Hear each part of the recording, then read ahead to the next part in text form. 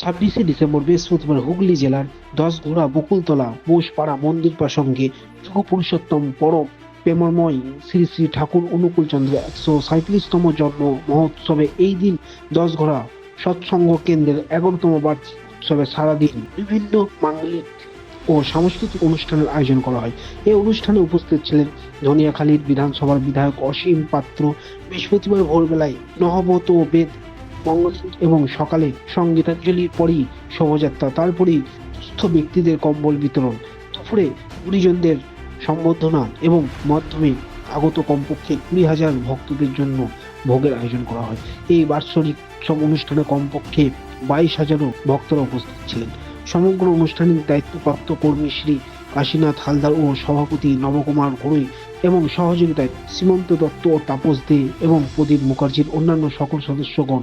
চলুন আমরা শুনে নেব এই বিষয়ে কাশীনাথ হালদার ও আগত ভক্ত সাংবাদিককে কি বললেন। হুগলি থেকে আশিস কুমার ঘোষের রিপোর্ট, স্বাধীন খবর। শ্রী অনুকূল চন্দ্রের 160তম জন্মদিবস পালন উৎসবে আপনি আগত ভক্তদের কি বার্তা দেবেন?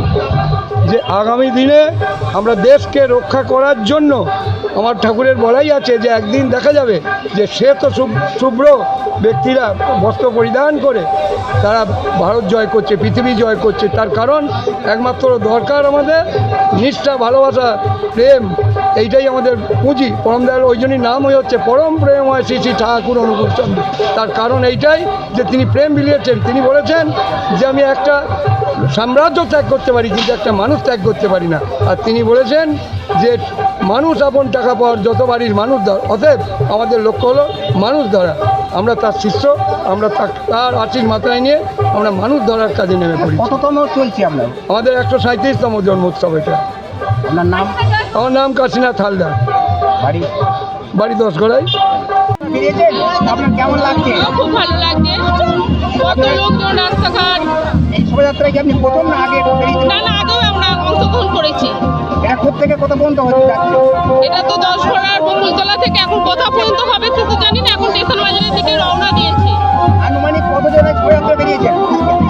তাও তো 150 জন তো অবশ্যই হবে। আপনার নাম?